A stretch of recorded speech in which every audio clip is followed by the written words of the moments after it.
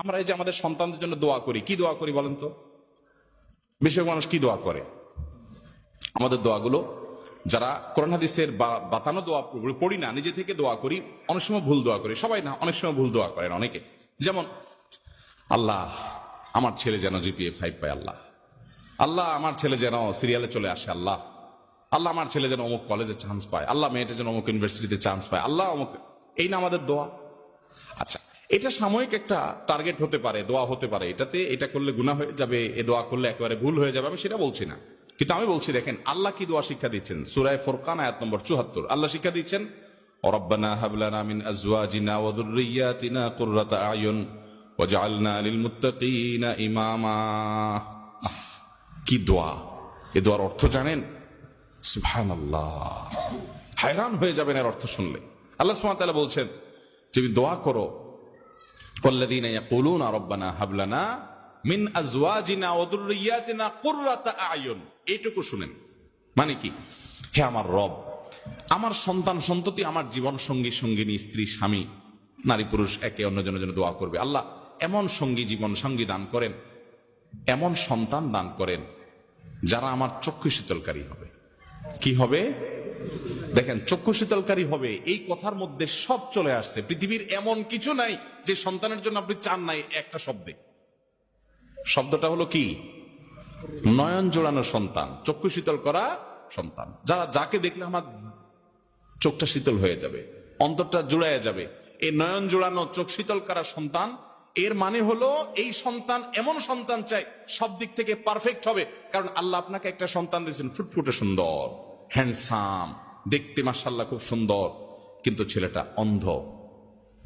আপনার অন্তর জোড়াবে? আপনার দিল ঠান্ডা হবে বাচ্চা দেখলে যে আমার ছেলেটা এত সুন্দর, কিন্তু সে চোখে দেখতে পায় না। আপনাকে আল্লাহ তাআলা একটা ছেলে দিয়েছেন না, চোখেও কোনো সমস্যা নাই, তার সকল অঙ্গ প্রত্যঙ্গ ঠিক আছে, দেখতে শুনতে সুন্দর, মাশাআল্লাহ, ফুটফুটে, চোখ কান নাক সবই ভালো, সে বিকলাঙ্গ না, কিন্তু ছেলেটার মেধা টেধা কিচ্ছু নাই, একদম বোকাশোকা, কিচ্ছু বুঝে না। আপনার ভালো লাগবে?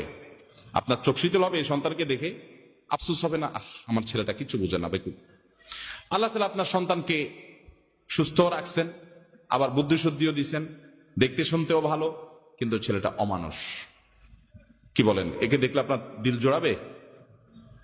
আবার ছেলেটা দেখতে শুনতেও সুন্দর, চোখ মুখ সব ঠিক আছে, আবার সে বুদ্ধি শুদ্ধিও আছে, আবার সে অমানুষও না, ছেলে হিসেবে মানুষ হিসেবে খুব ভালো, ভদ্র, আপনার কথা শুনে সবই ঠিক আছে, কিন্তু তার জীবনে কোনো উন্নতি বরকত নাই, পয়সা করি নাই, চাকরি বাকরি নাই, বেকার, কষ্টে দিনাতিপাত করে।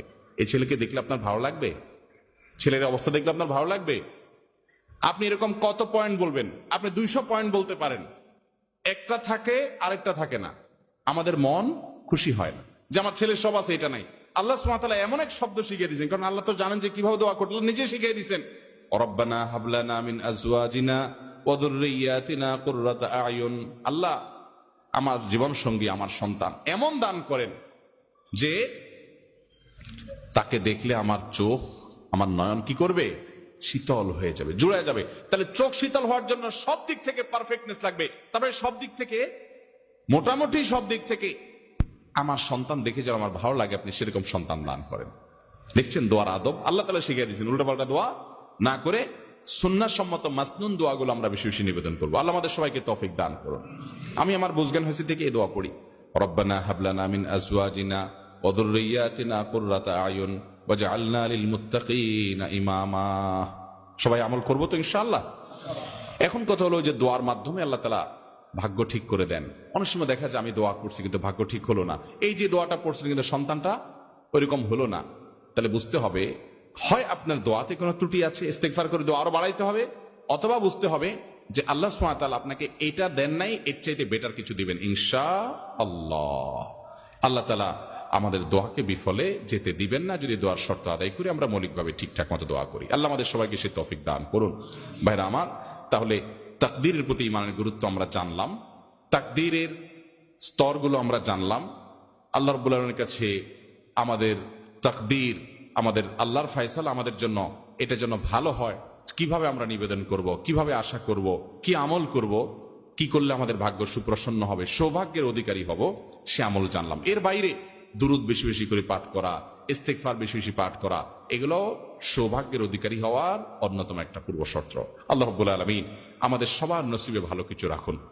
দুনিয়াতে যা হয় না হয় তার চেয়ে বেশি হলো আমরা যেন আল্লাহর ফয়সালা জান্নাতি হয়ে দুনিয়া থেকে যেতে পারি এবং জাহান্নামের আযাব থেকে যেন আমরা বেঁচে থাকতে পারি, আখিরাতের প্রতিটা বিপদ থেকে মুসিবত থেকে যেন আমরা বেঁচে থাকতে পারি।